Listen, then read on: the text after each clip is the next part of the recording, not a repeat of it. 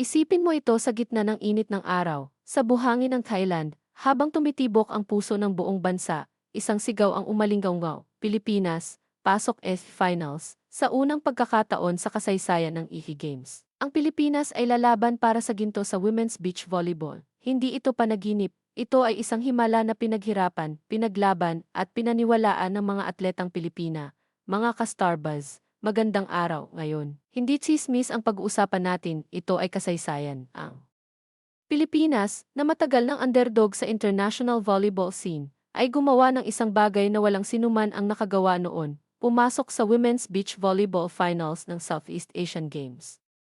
Sa pangunguna ng dalawang pares na tinaguriang Alas Beach at Sipons, pinatunayan ng mga Pilipina na hindi hadlang ang kakulangan sa pondo, exposure, o suporta, kung may puso, tapang at pagmamahal sa bayan, balikan natin.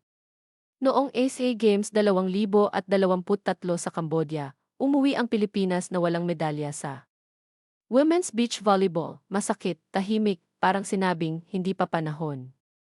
Maraming fans ang nadismaya, may mga netizens na nagsabing hanggang dito na lang ba tayo? Pero sa likod ng kamera, sa likod ng mga pagkatalo, may mga atletang hindi sumuko. Dito pumasok ang dalawang peres na magiging simbolo ng muling pagbangon ng Pilipinas, Sonny Villapando at Dij Rodriguez. Ang Alas Beach pair na kilala sa tibay ng depensa at composure, Cici Rondina at Bernadette Pons, ang Sipons duo, punong-puno ng energy, grit at puso.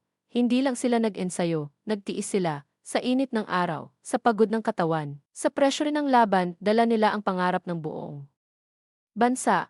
Habang nagsisimula ang semifinal matches sa Thailand, tahimik ang simula, pero ramdam ang tensyon. Sa social media, makikita mo ang mga post, kaya nyo yan, girls, ipaglaban nyo ang bandila, history in the making. Mula Luzon hanggang Mindanao, mula off-course hanggang sports fans sa Japan, Germany, at Russia, lahat nakatutok. Ito ay hindi na lang laro, ito ay laban ng Pilipino. Unang sumabak ang Sipons duo laban sa Vietnam. Isang bansang kilala sa lakas sa beach volleyball. Set 1, panalo ang Pilipinas, 21 tandang bawas 18, may sigawan. May palakpakan. May pag-asa. Set 2, bumawi ang Vietnam, 15 tandang bawas 21.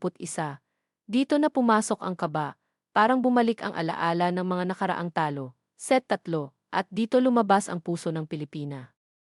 Sa bawat dive ni Pons, sa bawat spike ni Rondina, ramdam mo ang determinasyon. Final score, 15 tandang bawas 1-0.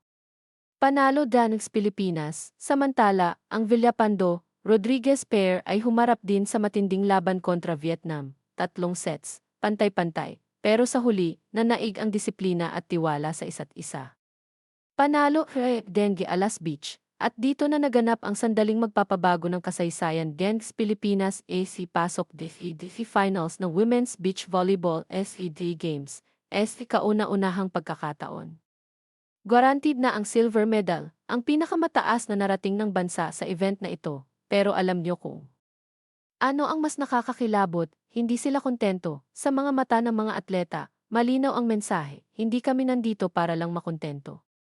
Nandito kami para sa ginto. Ngayon, ang buong Pilipinas ay puno ng pride dahil pinatunayan nating kaya natin, pag-asa, dahil may bagong henerasyon ng mandirigmang Pilipina, excitement. Dahil may final match laban sa powerhouse na Thailand sa December 19. Ano man ang mangyari sa finals, malinaw na ang isang bagay, hindi na tayo babalik sa pagiging underdog.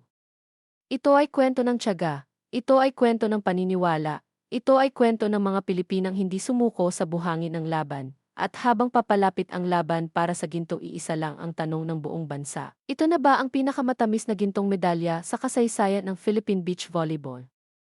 Manatili kayong nakatutok, mga ka-Starbuzz, dahil ang kwento ng tagumpay ng Pilipinas ay hindi pa tapos.